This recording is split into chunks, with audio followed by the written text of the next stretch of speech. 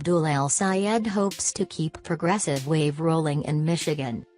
But if Abdul El-Sayed, in his quest to become the country's first Muslim governor, can upset frontrunner Gretchen Whitmer in Michigan's Democratic primary on Tuesday, he will do more than earn his shot at carving out a piece of political history. He will upend the conventional wisdom within the party establishment that says progressive left politics are a loser with Midwestern voters.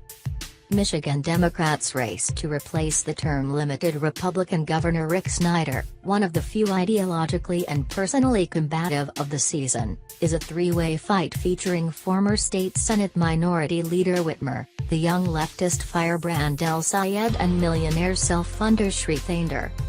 El-Sayed, a 33-year-old former Detroit health commissioner championed by Senator Bernie Sanders and Alexandria Ocasio-Cortez, has emerged as a favorite of the rising progressive insurgency with his detailed pitches for statewide Medicare for all, public internet and tuition-free college.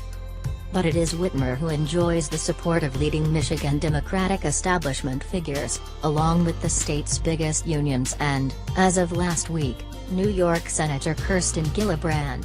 A liberal in good standing from her time in the state legislature, Whitmer has pitched herself as the safer hands in this contest, calling El-Sayed's single-payer plan not realistic in Michigan at this moment while touting her work to help secure a Medicaid expansion deal with Republicans back in 2013. A contentious primary.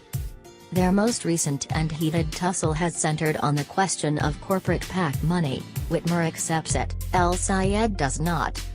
Over the past few days, he has accused her, not for the first time, of being bought off by the state's largest insurer, while she is charging that his campaign has fallen short of its own standards. The debate turned nasty last Thursday, when El-Sayed in a tweet linking to a Crain's Detroit business report on the more than $500,000 in untraceable money given to a political organization that has run ads supporting Whitmer, compared the practice to money laundering. That language, deleted and amended to a legal form of money laundering, which has also since been erased, quickly escalated what was already shaping up to be a tense run-in. Early Friday, Whitmer's campaign zeroed in on filings that showed a PAC run by State Representative Abdul El-Sayed gave more than $60,000 to El-Sayed's campaign shortly after receiving a cash infusion from donors who had already given it the individual maximum. A spokeswoman responded to the news by accusing El-Sayed of running a potentially illegal donor funneling scheme, and suggested he had stooped to the level of Donald Trump by peddling conspiracy theories and making defamatory attacks on Twitter. There is no clear evidence that El-Sayed, the donors or Hamoud's PAC violated campaign finance rules.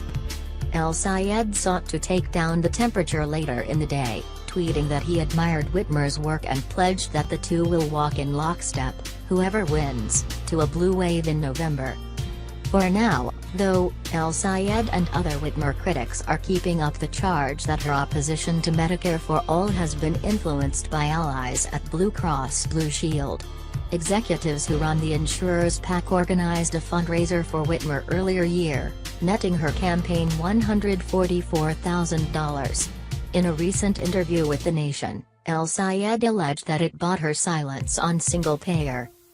During a canvassing event last week, Whitmer called those attacks phony, adding that it was extremely sexist to say that a woman is beholden to her father's former employer.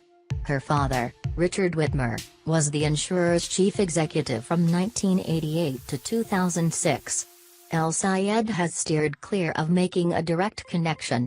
Others have been less careful.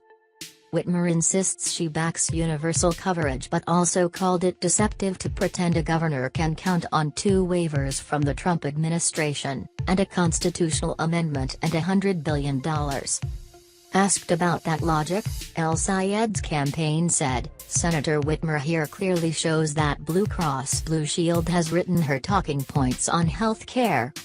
Though they have mostly focused on each other as the primary nears, both El-Sayed and Whitmer have also been the target of expensive, broadsides from Thander, whose bid appears to be losing steam amid controversies surrounding his business practices and a report that he considered running as a Republican before turning around and pitching himself to Democrats as a fiscally savvy Bernie Sanders candidate. In an interview last week, El-Sayed compared his campaign to the one Sanders, who sung his praises at a pair of rallies this weekend in Michigan, ran a couple years ago. Sanders inspired people to believe in his message because they knew he wasn't bought by corporations and he wasn't proposing halfway measures, El-Sayed said. "We're doing exactly the same thing." The son of Egyptian immigrants, El-Sayed has also fended off suggestions that, in a state won by President Donald Trump 2 years ago, he would be at a disadvantage in a general election. His message to the doubters: Barack Hussein Obama won twice, and Bernie just won his primary, so I'm your best bet if you want to win a primary or a general. Whitmer's argument, highlighted by a recurring promise to fix the damn roads and reminder she alone among the candidates can stake a claim to expanding healthcare in the state, is more utilitarian. "Michigan's not an overwhelmingly extreme left state or extreme right state," she said in an interview last week. "We're a state full of people that just want our government to work.